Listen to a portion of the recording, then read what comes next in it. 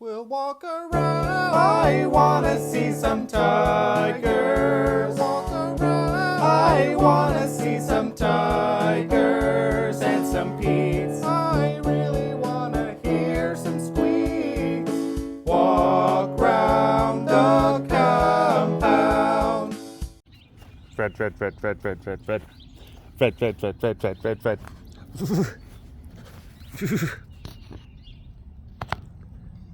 Fred, bless you. We're starting with you today. Oh boy, starting off strong. There we go. I knew I could sense it in the air. Nice truck.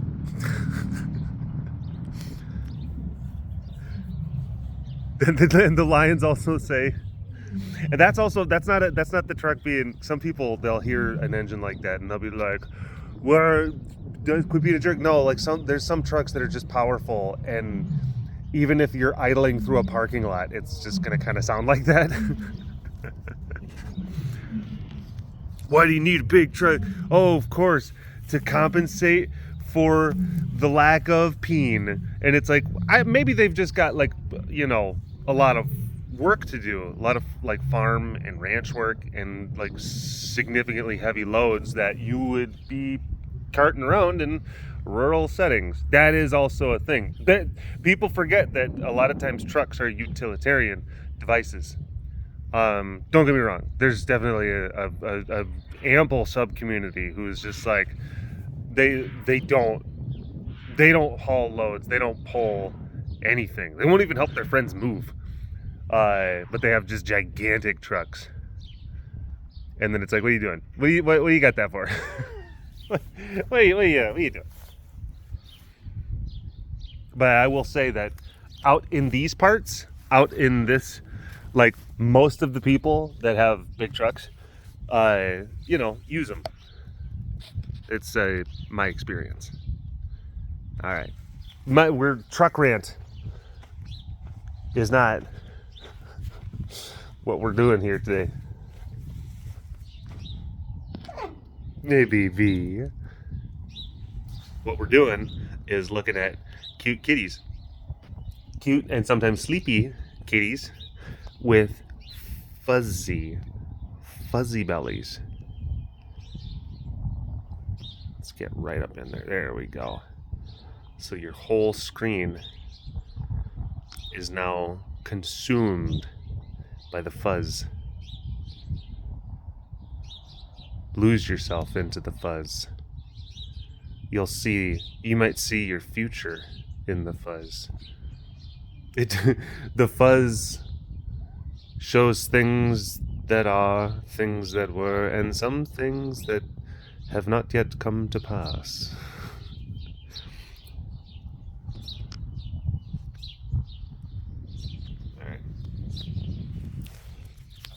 Hello, all of you big cat lovers out there. It's me, Derek, again. Welcome to another super duper fantastic episode of the Walk Around the Compound webcast.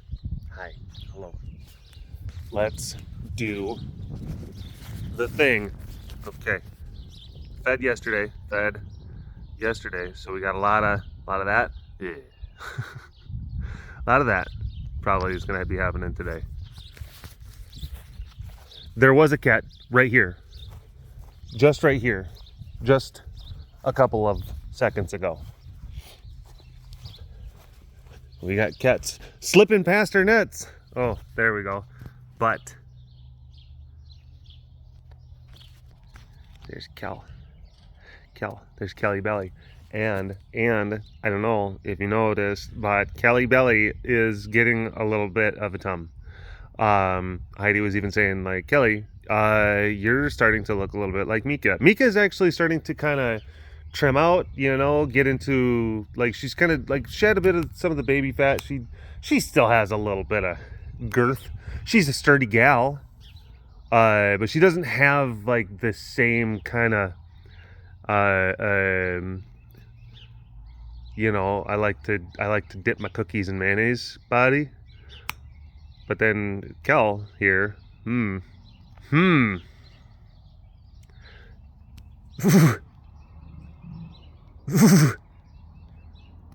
Hi. Hi, baby. Are you gonna cut up and come over and see, or is that gonna make you too winded? It's okay. I understand.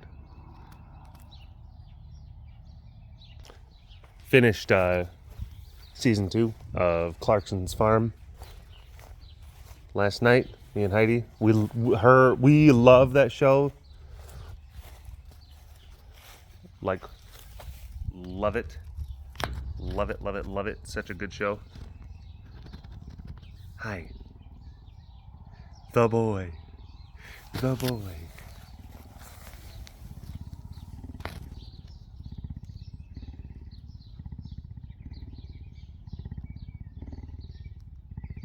But yeah, it's an Amazon show. It's about Jeremy Clarkson from Top Gear, you know, columnist, writer, uber famous, uber wealthy British guy. And then he ended up, I think it's like a 1,200 acre farm or something like that. But he bought a farm and then just said, like, he's like, oh, I'm going to be a farmer now. And like not knowing a single thing about it. And the whole show is about him kind of getting his hands dirty and learning how to do it, and be earnestly. And then it becomes this whole experience. It is more about just the trials and tribulations that farmers go through, how hard it is to be a farmer, how important farmers are. It's like it's awesome. It's hilarious, and it's beautiful. It's really, really great. And considering the fact that we live in a rural setting out here, and a lot of the concerns that they deal with are very universal to just people who work in rural settings, that work with animals, that do farm work. Or I would say that this is farm adjacent. Again, a lot of similarities, a lot of parallels. So we watch it, and it's like Heidi and I will watch the show, and we just see commonalities. Like, maybe not necessarily like, oh my gosh, look at these roly-poly girls. Maybe not necessarily moments that, like losing a harvest, but or certain like specific, but it's like as far as like driving tractors and taking care of animals and stuff breaking, regulations, all of that type of stuff. It's like, yeah, like we know what that's like. So then, there's what's the word I'm looking for? We can relate. There's so many relatable moments.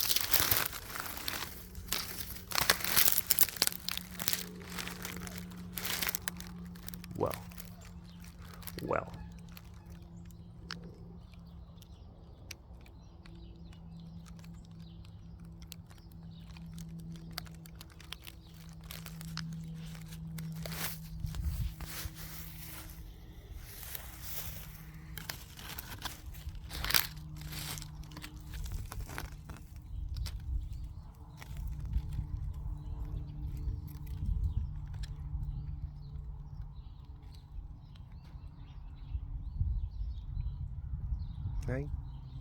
Hi, Max.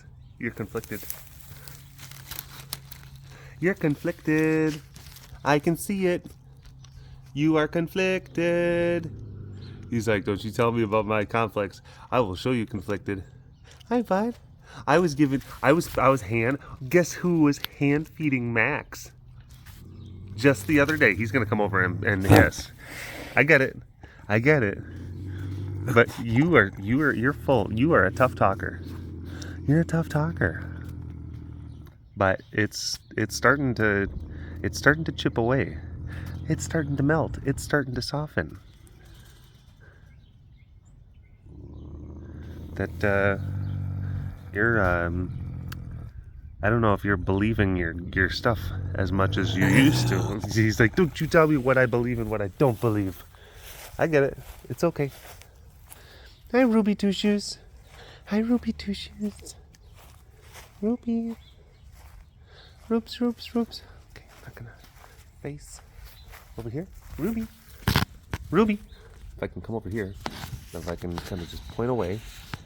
back turned, she might kind of cool down a little bit. Just kind of cool it a little bit. Maybe come over here, say hi. Realize like, oh, my anxiety has been misplaced. My fears are unfounded.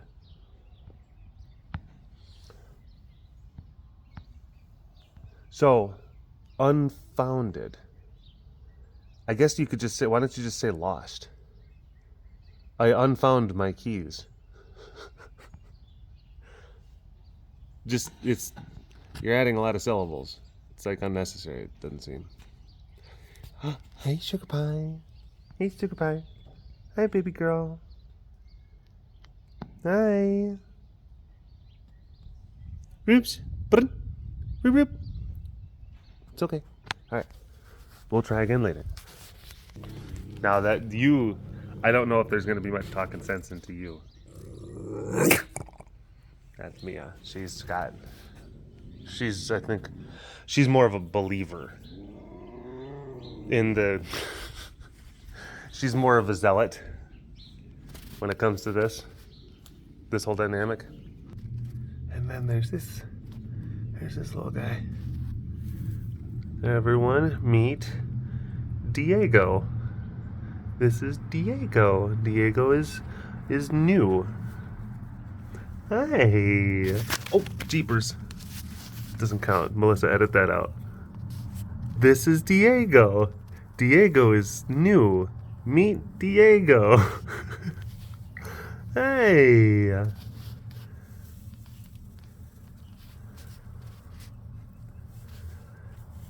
Hi, big guy.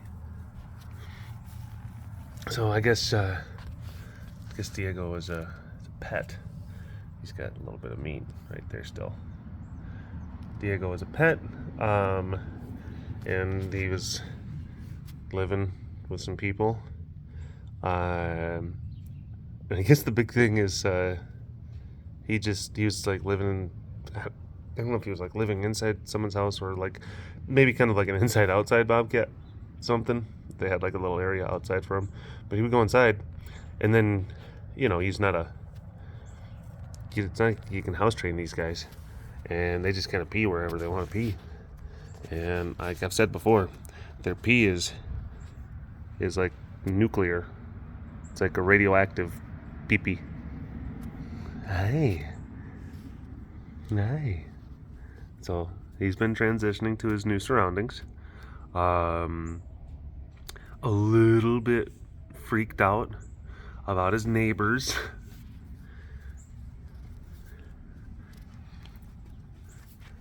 Hi. Particularly Jake and Luca terrify him. And Jake and Luca is just like, hello, friend. And then poor little Diego's like, ah. Ah. Frightened. I am so frightened. And then Luca's just like, why are you screaming, friend? You're a strange little guy. Ah. Hi, big guy. It's okay. Here's old Diego.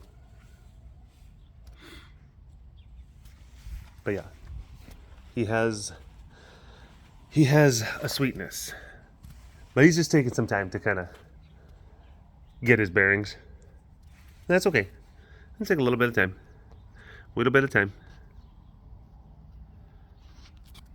Just as I was getting the gate locked up, he was up doing some peat stuff on the log, and it was cute, and I missed it. Gave him a calf leg.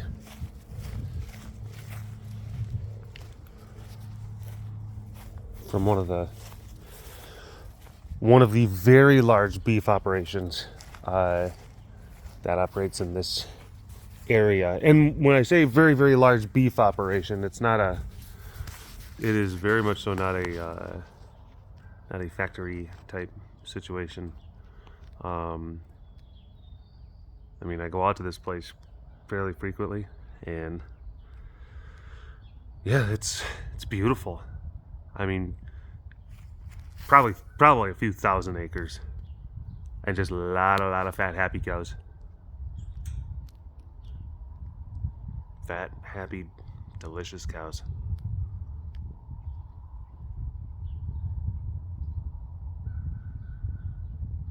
Oh my gosh, look at Malika. Jeepers, Krim.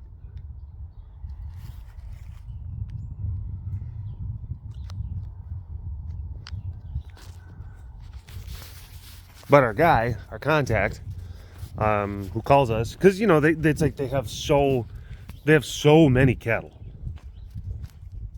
Again, like huge property, but there's a lot, and because they have a lot, there's just turnover. So like you'll get cows that get sick, or their legs go bad, or you know, not all calves make it through the birthing process, so that's a thing. So we'll get calls periodically, a few a month, you know, from that spot. And last time, because mostly it's just cows, just this one, you know, this one's legs went bad, or you know, busted a hip or something because it was old and trying to walk up a steep incline or something like that, whatever. And last time I went out to pick up, guy, rancher, good dude, he had a 1 day old calf, dead. It was on the back of his truck, and he's like, "You want one of those too?" I mean, like, I didn't think that you guys ever wanted those. But we'll go through. Oh, geez. On when we're in calving season, usually get like a couple of those a week that just don't make it. But we just toss them out, and I'm just like, give. Those are, the cats love those. They love. That is delectable and wonderful. That's like the gourmet stuff. They love to eat babies. They love eating babies. And he's like, "Really?" He's like, "Yes." He's like, "All right, yeah. You got him." And it's funny because like I think that the route from his ranch to where he lives kind of passes close by to here. So, you know, I told Heidi that, and she's like, he could whip him out of the window of his truck just at our gate as he drives by. That's fine. We would happily take them.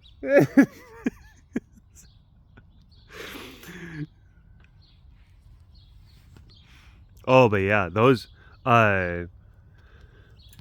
like those like 1 day old calves or something like that. Well, again, like sometimes you'll have ones that they just when they come out of their mom, they're not, you know, they're not breathing. They're just not. They're not there, and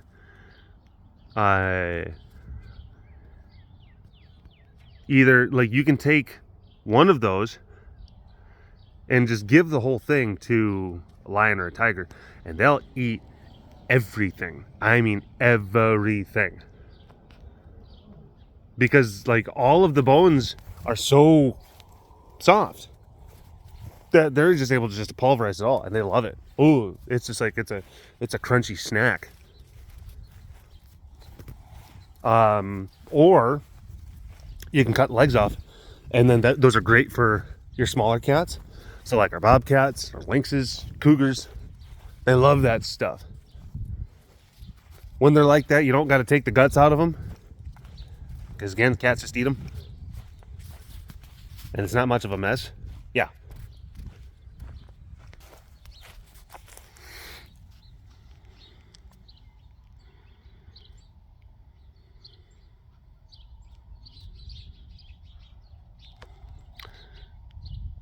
Lose yourself into the fuzz. I know what it is you saw, for it is also in my mind.